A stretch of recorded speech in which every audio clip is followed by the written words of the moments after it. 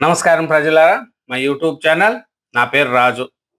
మనం పరిస్థితి చూసుకుంటా పోతే రాను రాను పప్పులు, వంట నూనెలతో సహా అన్నీ కూడా నిత్యావసర ధరలు పైకి పెరుగుతున్నాయండి. ఎందుకంటే మనకొచ్చే బడ్జెట్ తక్కువ, పెరిగే రేట్లు ఎక్కువ, ఏం తినేట్లు కూడా లేదు ఇప్పుడు ఉండే పరిస్థితుల్లో. ఎందుకంటే రాను రాను రోజు రోజుకు ఈ పప్పులు కానీ, వంట నూనెలతో సహా అన్ని నిత్యావసర ధరలు రోజు రోజుకు పెరిగిపోతున్నాయి. ఇంటి సరుకుల బడ్జెట్ రెట్టింపు అయిపోతుంది. సామాన్యులు విలవిలా కొట్టుకుంటున్నారు. ఇంకా చూసుకుంటా పోతే సౌందర్య ఉత్పత్తులు ధరలు కూడా పైకి పోతున్నాయి.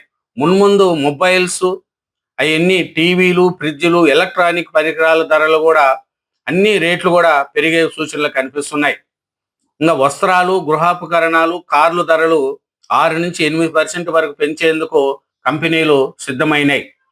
అలాగే వస్తువుల పరిణామం తగ్గించడం పైన దృష్టి. పశ్చిమాసియా సంక్షోభం, రూపాయి పతనమే కారణమనేది కూడా మనకు తెలుస్తుంది. ముడిసరుకుల కొరత, రవాణా, ప్యాకింగ్ ఏయాల భారాన్ని వినియోగదారులపై ఏయికి తప్పట్లేదంటున్నారు కంపెనీ వాళ్ళు. ఎందుకంటే ఈ అన్నీ చూసుకుంటే రేట్లు చూడండి, బియ్యము, పప్పులు, ఉప్పు, నూనెలు ఇప్పటికే బాగా పిరమైపోయినాయి. ఒకప్పుడు బియ్యము చాలా రేటు తక్కువ ఉండేది. పప్పులు కానీ కందిపప్పు, పెసరపప్పు, ఈ పప్పులు కూడా విపరీతంగా రేట్లు పెరిగిపోయినాయి. ఉప్పు, నూనెలు ఇప్పటికే చాలా, నూనె అవుతే ఆయిల్ ప్యాకెట్లు కూడా చాలా పెరిగిపోయినాయి. ఇట్లా రోజు రోజుకు కూరగాయల ధరలు రోజు రోజుకు పెరిగిపోతున్నాయి. కానీ ప్రజల యొక్క ఆదాయం పెరగట్లేదు. ఈ రోజు రోజుకు బడ్జెట్ అయితే పెరుగుతుంది కానీ బడ్జెట్ తగినట్టు జనాలకు ఆదాయం రావట్లేదు. అలాగే నెలవారీ వంటింటి బడ్జెట్లు రెట్టింపు అవుతుంది అని జనం కూడా చాలా భయపడుతున్నారు. ముందర ఉంది మరింత కష్టకాలం. ఇంకా రాను రాను కూడా ఈ కష్టకాలం ఇంకా ఎక్కువ ఉంది అనేది కూడా మనకు తెలుస్తుంది. ఈ ధరల మంట మొబైల్ ఫోన్లు, టీవీలు, వాషింగ్ మెషిన్లు, ఫ్రిడ్జ్లు వంటి ఎలక్ట్రానిక్ పరికరాలకు పాకింది. ఎందుకంటే కంపెనీ వాళ్ళు కూడా 6-8% పెంచడానికి కూడా ముందుకు వస్తున్నారు. ఎందుకంటే వాళ్ళకి ప్యాకింగ్ కానీ, పశ్చిమాసియాలో యుద్ధాలు, అక్కడి నుంచి సరిగా రూపాయి పతనం కారణం, అక్కడి నుంచి ముడిసరుకులు రాకపోవడం, ఇది కూడా కంపెనీ వాళ్ళకు యాడ్ చేస్తూ ఇది కూడా ప్రజల మీద వేయడానికి కూడా చూస్తున్నారు. ఎందుకంటే పశ్చిమాసియా సంక్షోభం, రూపాయి పతనమే కారణం అనేది కూడా తెలుస్తుంది. ఎందుకంటే పండక్కి పరమాన్నం వండుకోవడమే కానీ పప్పన్నానికి తిప్పలు మొదలవుతున్నాయి. అడ్డగోలుగా పెరుగుతున్న ధరలతో సామాన్యుల బతుకులు అతాకుతలం అవుతున్నాయి. పొద్దున్నే లేవగానే ఉపయోగించే టూత్ పేస్ట్ల నుంచి వంటింట్లో బియ్యము, ఉప్పు, పప్పుల వరకు, ఉదయం తాగే టీ నుంచి టీవీల వరకు అన్నీ మరింత పిరమవుతున్నాయి. ఇంటి బడ్జెట్ను తలకిందులు చేస్తున్నాయి. నిత్యావసరాలతో పాటు ఎలక్ట్రానిక్ పరికరాలు, గృహోపకరణాలు, వస్త్రాలు, ఫోన్లు, కార్లు ఇలా అన్నిటి ధరలు మరింత పెరిగిపోతున్నాయి. ఈ నెల నుంచి ఈ మోత మోగుతున్నది. కొన్ని కంపెనీలు ఇప్పటికే ధరల పెంపును ప్రకటించగా మిగతా కంపెనీలను అదే బాటలో కసరత్తు చేస్తున్నాయి. ముడిసరుకుల ధరలతో పాటు రవాణా, ప్యాకింగ్ వ్యయం పెరగడంతో ఈ భారాన్ని కొనుగోలుదారులపై బదలాయించక తప్పని పరిస్థితి ఏర్పడిందని కంపెనీ వాళ్ళు చెప్తున్నారు. పశ్చిమాసియా సంక్షోభంతో ఏర్పడిన అనిశ్చితి, రూపాయి విలువ పతనం ఇవన్నీ కూడా ఈ పరిస్థితికి కారణమని చెప్తున్నారు. అలాగే చూడండి, ఈ ఈ యుద్ధం వల్ల గ్యాస్ దొరకక హోటల్లో టీని 12-15 చేశారు. టిఫిన్లు పెంచేశారు. దోశ ఏం తినే వస్తువు కూడా లేకుండా పోయింది. అలాగే హోటళ్ళకి వచ్చే ముడి సరుకులు, పప్పు, బియ్యం ధరలు కూడా పెరిగిపోయినాయి. దానివల్ల కూడా వాళ్ళు రేట్లు పెంచక తప్పదనేది కూడా తెలుస్తుంది. సో ఒక్కసారి పెరిగితే అందరికీ లాస్ట్ వినియోగదారులకి అన్ని విధాలుగా ఇబ్బందిగా ఉంది. ఇంకా ఏమరంటే మనం చూసుకుంటా పోతే వంట గ్యాస్ వినియోగదారులు కూడా ఆందోళన చెందే రోజులు పోయినాయి. ఆధునిక వినియోగ ఆర్థిక వ్యవస్థలో క్రూడ్ ఆయిల్ ప్రభావం దాదాపు ప్రతి రంగంపై పడుతుంది. ముడి నుంచి ఉత్పత్తి అయ్యే పెట్రోకెమికల్స్ను, ప్లాస్టిక్, ప్యాకేజ్ ఇవన్నీ కూడా టైర్లు అనేక ఉత్పత్తుల్లో ఉపయోగిస్తారు. వాటి ధర పెరిగితే కంపెనీల్లో ఉత్పత్తి వ్యయాలు పెరుగుతాయి. దానికి రవాణా భారం తోడవుతుంది. చివరికి ఉత్పత్తుల ధరలు పెరుగుతున్నాయి. క్రూడుతో మొదలయ్యే ధరల మోత కిరాణా బిల్లు దాకా వస్తుంది. చూడండి, ఈ ధరల సంక్షోభం పెరగడం వల్ల ఒకటి క్రూడ్ ఆయిల్ పెరిగి దానివల్ల అన్నీ ఒకటొకటి పెరుగుతూ వస్తున్నాయి ఇప్పుడుండే పరిస్థితుల్లో. ఇంకా కొన్ని చూసుకుంటే కంపెనీ వాళ్ళు ఏం చూస్తున్నారు, పండగల సమయంలో ఇవన్నీ ప్రభావం చూపుతున్నాయి పేద ప్రజల మీద.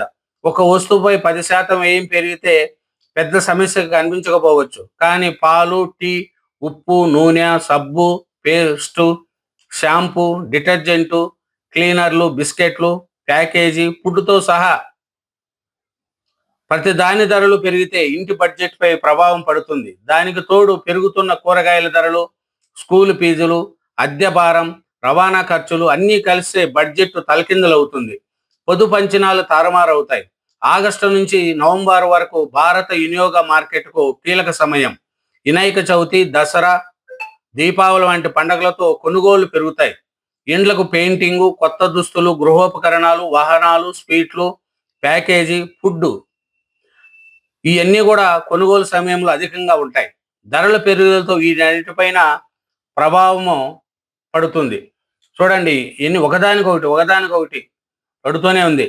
పాల ధరలు లీటర్కు 2 నుంచి 4 రూపాయలు. వంట నూనెలు బ్రాండును రకాన్ని బట్టి 14 నుంచి 16% వరకు పెరిగినట్లు వ్యాపారులు చెప్తున్నారు. బియ్యము, పప్పులకు ధరలు కూడా 20% వరకు పెరిగినాయి. ఇంకా చూస్తుంటే ఏసీ, రిఫ్రిజిరేటర్లు వంటి గృహోపకరణాలు 8% మేర పెరిగినాయి. ఇంకా స్మార్ట్ ఫోన్ల ధరలు 10 నుంచి 20% వరకు పెరిగినాయి. మందుల తయారీకి వాడే ముడి రసాయనాల ధరలు మూతతో జనవరి నుంచి ఆగస్టు మధ్య చాలా మందుల ధరలు కూడా పెరిగినాయి. ఇంకా చూసుకుంటే మారుతి సుజుకి సంస్థ కార్లు ధర 30,000 వరకు పెంచింది.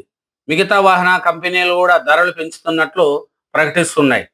చూడండి ప్రతి ఒక్కటి వినియోగదారులు వాడే ప్రతి ఒక్కటి ఇంట్లో ఒక వస్తువు మీద రేటు పెరిగితే ఏదోలే కొనచ్చు. కానీ అన్నిటి మీద కార్లు ఎత్తుకో, ఫ్రిడ్జ్లు ఎత్తుకో, గృహోపకరణాలకు సంబంధించిన ఏదైనా ఎత్తుకో, ఇంకా వంట నూనెలు, పప్పులు, కూరగాయల ధరలు, అద్దెలు ఏది ప్రతి ఒక్కటి పెరుగుతున్నాయి. కానీ జనాల్లో పొదుపు చేసుకుండే అంత శక్తి కూడా లేకుండా పోయింది. ఎందుకంటే బడ్జెట్ రెట్టింపు అయిపోతుంది.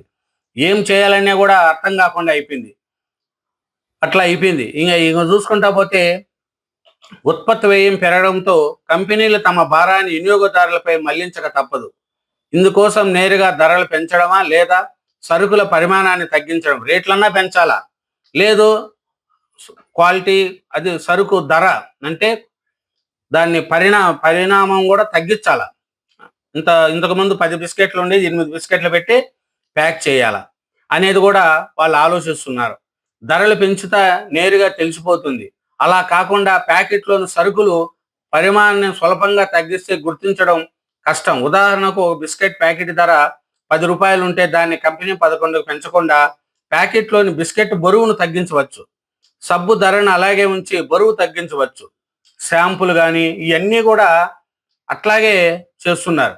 కాబట్టి ప్రజలు అనుకున్న దానికి విధంగా కూడా ఈ ఇబ్బందులు ఎక్కువ కనిపిస్తున్నాయి.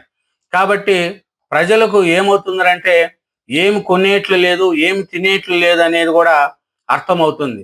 కానీ మధ్యతరగతి ప్రజలకు ఇది చాలా ఇబ్బందికరంగా ఉంది. ఎందుకంటే రాను రాను రేట్లు పెరుగుతున్నాయి తప్ప రేట్లు తగ్గట్లేదు. కాబట్టి ఏం కొనేట్లు లేదు, ఏం తినేట్లు లేదు అన్నట్టుంది ఇప్పుడుండే ప్రజల పరిస్థితి. ఇదేనండి. Thank you very much. Channel subscribe చేయండి, వీడియోని లైక్ చేయండి. Thank you very much.